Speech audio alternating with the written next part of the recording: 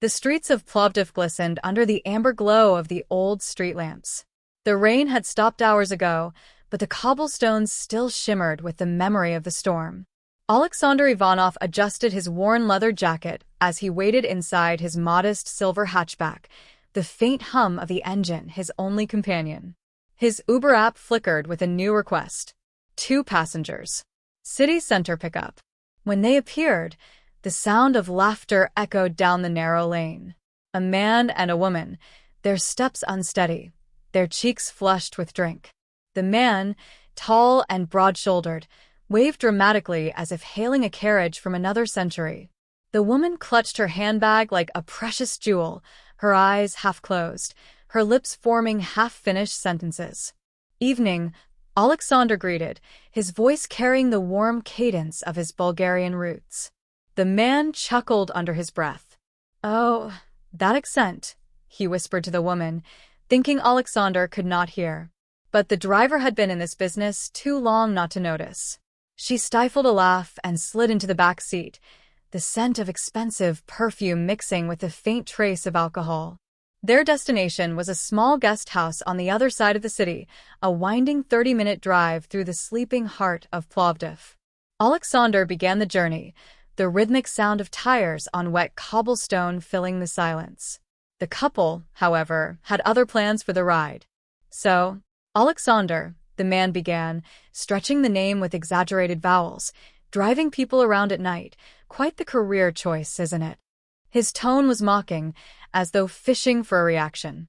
Alexander kept his eyes on the road, the streetlights casting long shadows through the windscreen.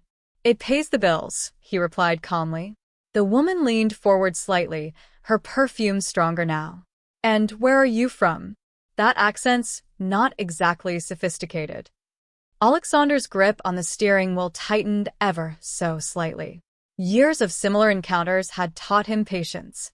But this night, something in the air told him it would not be just another unpleasant ride. Ahead, the narrow street dipped into a darker quarter of the city, where the light of the lamps faded and the old Ottoman buildings leaned close, as if eavesdropping. Somewhere in the distance, a dog barked. The night was still, too still. As they passed into the shadowed street, Alexander glanced at his rear-view mirror. The man and woman were now whispering to each other, unaware that the road ahead would soon force all of them into an unexpected turn. The road narrowed into an alley barely wide enough for Alexander's hatchback. The cobblestones here were uneven, the street lamps old and dim, casting pools of shadow where the light failed to reach. He slowed the car, aware that this wasn't the main route the app had suggested.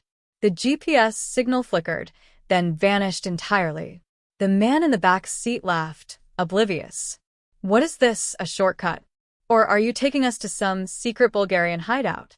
His tone was playful, but edged with the same condescension. Alexander didn't answer. He knew these streets well. But tonight, something was off. A motorbike passed them at unusual speed, its rider glancing over his shoulder as if checking to see if they were followed. Then it disappeared around the bend. The woman frowned. "This doesn't look like the main road." Before Alexander could respond, a figure emerged from the shadows ahead. Tall, wearing a hood, standing still in the middle of the lane. Alexander slowed to a crawl. The figure didn't move.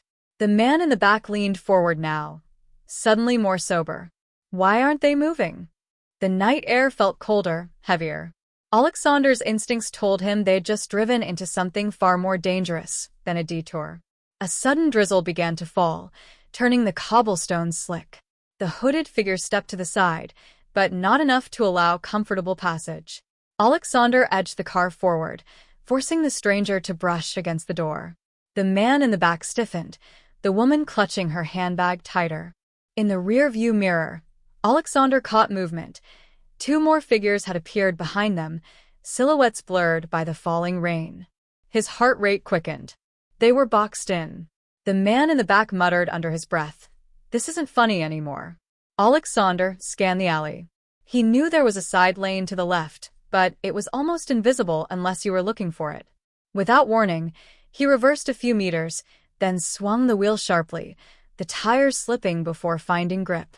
The hatchback slid into the narrow lane, its walls so close the mirrors almost scraped. From behind came the echo of hurried footsteps. The lane spilled onto a broader street, but the relief was short-lived. A dark van pulled out from a side road, its headlights cutting through the rain like knives. It began to follow them, slow at first, then faster. Alexander's passengers were silent now, the earlier mockery gone. The woman's hands trembled in her lap.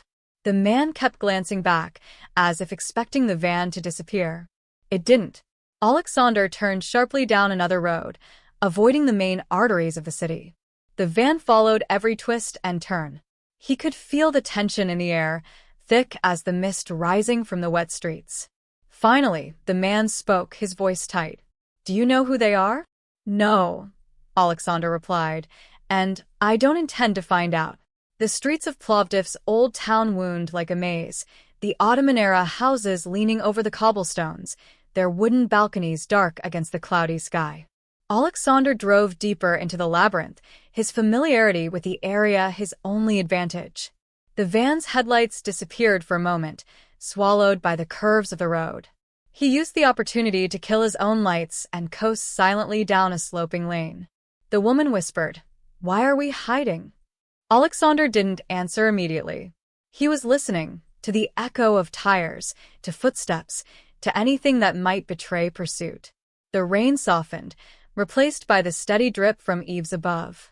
Somewhere, a door creaked shut, but in the rear-view mirror, a faint glow returned. Headlights, distant but closing in. The lane ended at the edge of the Maritsa River.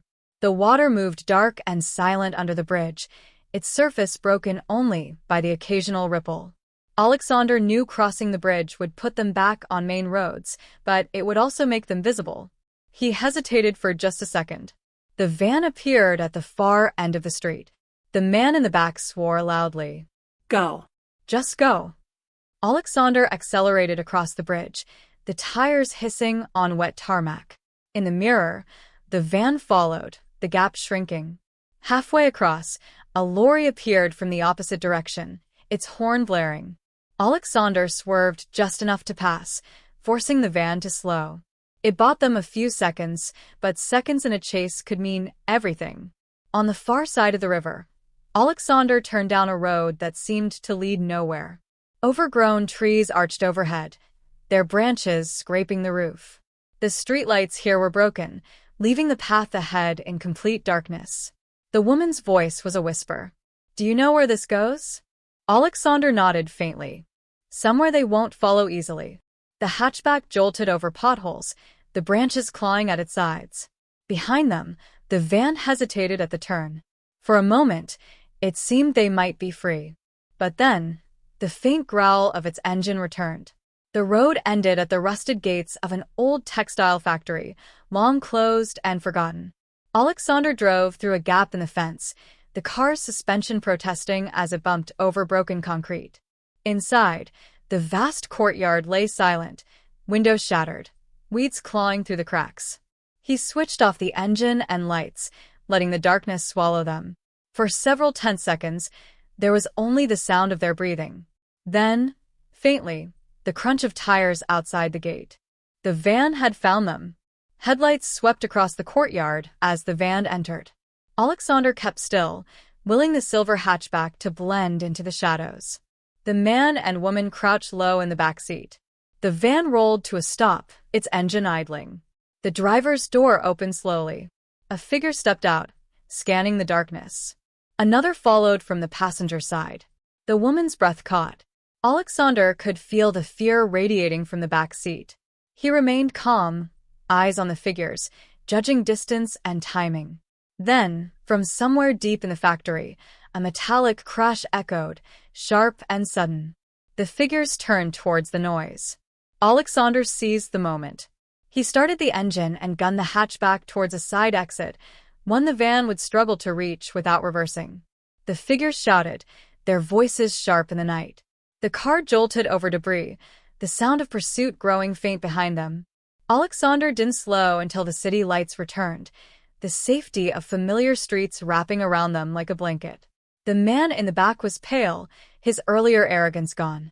The woman stared out of the window, silent. Alexander said nothing. The streets of Plovdiv had many stories, but tonight's would not be told to just anyone. They reached the guest house. Without a word, the passengers got out, their eyes meeting his for just a second, long enough to convey what their lips would never say: gratitude and respect.